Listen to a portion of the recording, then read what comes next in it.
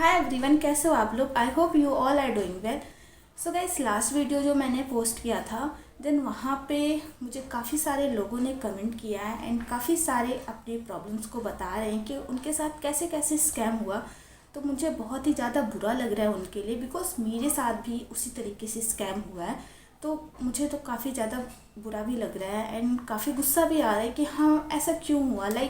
जो बच्चे एब्सेंट थे उनके रिज़ल्ट शो कर रहे हैं एंड जो प्रेजेंट थे उनके रिज़ल्ट इतने गंदे शो कर रहे हैं, तो कैसे हो सकता है ये। सो गाइस, आज मैं आपसे इसी टॉपिक पे बात करने वाली हूँ। तो यार देखो, अब एजुकेशन सिस्टम में ना ये कॉमन हो गया है कि हर साल एग्ज़ाम दो, हर साल स्कैम होगा। तो यार मैं तो आप लोगों को ये सजेस्ट करूँगी ना, अगर आप में से किसी बच्चे ने यूपी सीनेट का एग्ज़ाम दिया है या फिर किसी और स्टेट का एग्ज़ाम दिया है और वहाँ पे अगर आप काउंसलिंग के लिए एलिजिबल हो, आपके अच्छे मार्क्स वगैरह आए हैं, तो आप लोग वहाँ पे अपनी काउंसलिंग करवाओ एंड वहाँ पे आप अपना एडमिशन ले लो। क्योंकि कोई फ़ायदा नहीं है ड्रॉप लेकर, क्योंकि हर साल कॉमन हो गया। आप नीट भी दे रहे हो तो उसमें भी हर साल कुछ ना कुछ होता है। नीट में पिछले 3-4 सालों से ऐसा कभी भी नहीं हुआ है कि अगर उसमें कुछ ना कुछ गड़बड़ ना हुआ हो। नीट में हर साल कुछ ना कोई न्यूज़ आती है कि कभी पेपर लीक हो गया, देन कभी कुछ प्रॉब्लम आ गई एंड कुछ आ गई। तो मतलब हमेशा कुछ ना कुछ उसमें नीट में प्रॉब्लम आ ही जाता है। तो मैं तो आपको ये सजेस्ट करूँगी, अगर आपका किसी भी कॉलेज में एडमिशन हो रहा है तो आप लोग एडमिशन ले लो। ज़रूरी नहीं है वो कॉलेज गवर्नमेंट ही हो। अगर प्राइवेट कॉलेज जिसकी फ़ीस कम है, मुझे पता है कि मेरे जैसे हर कोई मिडिल क्लास है और इतनी प्राइवेट कॉलेज की इतनी ज़्यादा फ़ीस कोई अफोर्ड नहीं कर सकता। बट अगर आप लोग प्राइवेट कॉलेज की फ़ीस अफोर्ड कर सकते हो तो आप लोग वहाँ पे एडमिशन ले लो एंड अपना आगे की तैयारी करो। बिकॉज कोई फ़ायदा नहीं है कि हर साल ये कॉमन हो रहा है और फालतू में हमारा ये साल ही वेस्ट हो रहा है। इसीलिए मैं आप लोगों को कह रही हूँ कि अगर आप लोगों ने एम्स के साथ साथ यूपी सीनेट या फिर कोई भी स्टेट का एग्ज़ाम आपने दिया है और एम्स में अगर नहीं हो पाया आपका और वहाँ पर आपका हो जा रहा है तो वहाँ पे आप ले लो। अगर आपका सेकंड और थर्ड ड्रॉप है तो आपको एडमिशन ले लेना चाहिए। अगर गवर्नमेंट नहीं मिल रहा है, प्राइवेट मिल रहा है, अगर आप उसको अफोर्ड कर पा रहे हो उसकी फ़ीस, तो आपको डेफिनेटली ले लेना चाहिए।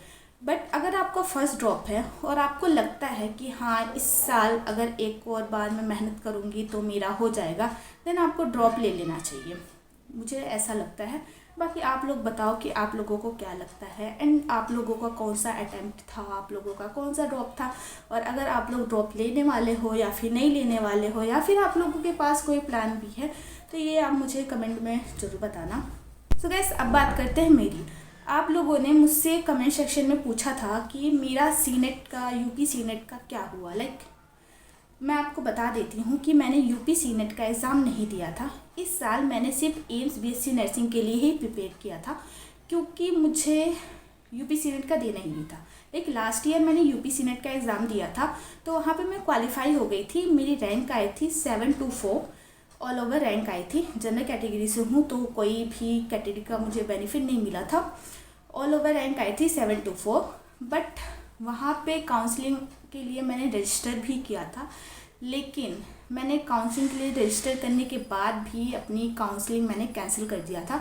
मैं काउंसलिंग के लिए मैं रजिस्टर कर दिया था लेकिन कॉलेज वगैरह नहीं भरा था, तो कैंसिल ही कर दिया था। क्योंकि काउंसलिंग के बाद जब मैंने रजिस्टर किया, काउंसलिंग की फ़ीस वगैरह पे किया, देन उसके बाद जो काउंसलिंग के लिए पूरा प्रोस्पेक्टस निकला था, देन मैंने उसको स्टडी किया कि क्या क्या डॉक्यूमेंट आगे कैसे क्या क्या होगा। देन वहाँ पे मैंने देखा कि यूपी सीनेट का जो एडमिशन, जो बच्चे गवर्नमेंट कॉलेज में एडमिशन लेंगे उनके पास यूपी का 10th और 12th का सर्टिफिकेट होना चाहिए। बट मैं यूपी से बिलोंग करती हूँ, बट मेरे पास 10th और 12th का सर्टिफिकेट यूपी से नहीं था, क्योंकि मैंने यूपी से पढ़ा ही नहीं है। तो इसीलिए मैंने वहाँ पे अपनी काउंसलिंग का कैंसिल कर दिया था। और यूपी सीनेट का वही बच्चा कर सकता है, आप लोगों को पता ही होगा। यूपी सीनेट का वही बच्चा कर सकता है, यूपी में उसी बच्चे को गवर्नमेंट कॉलेज में एडमिशन मिल सकता है जिन्होंने 10th और 12th अपना यूपी से किया होगा। तो मैंने नहीं किया था, तो इसीलिए मैंने अपनी काउंसलिंग कैंसिल कर दी थी, क्योंकि मुझे समझ में आ गया था कि कोई फ़ायदा नहीं है आगे प्रोसीड करने का। टाइम और पैसा दोनों ही मेरा वेस्ट जाएगा, क्योंकि अगर काउंसलिंग हो भी जाती है, मुझे कोई कॉलेज मिल भी जाता है, देन आगे चल के जब एडमिशन और डॉक्यूमेंट वेरिफिकेशन होगा, देन मेरा वहाँ पे सारा कैंसिल आउट हो जाएगा। तो इसीलिए मैंने उसका आगे कुछ प्रोसीड नहीं किया। तो इसीलिए मैंने इस बार अपना यूपीसी नेट दिया ही नहीं था। मैंने इस साल ओनली फॉर एम्स के लिए प्रिपेयर किया था, और एम्स में क्या हुआ वो तो आप सबको पता ही है।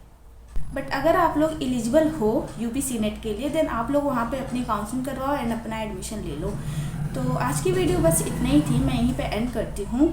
आप लोग बताना कि आप लोगों ने क्या डिसाइड किया एंड क्या चल रहा है आप लोगों के माइंड में, और जो भी प्रॉब्लम होगी आप लोग मुझे कमेंट बॉक्स में बताना, जो भी आपके डाउट होंगे। And all of you take care and मिलते हैं नेक्स्ट वीडियो में। Bye bye. और हाँ, आप लोग मेरा टेलीग्राम चैनल और इंस्टाग्राम चैनल भी ज्वाइन कर लेना, वहाँ से भी आप मुझसे कनेक्ट हो सकते हो। बाय बाय, मिलते हैं नेक्स्ट वीडियो में।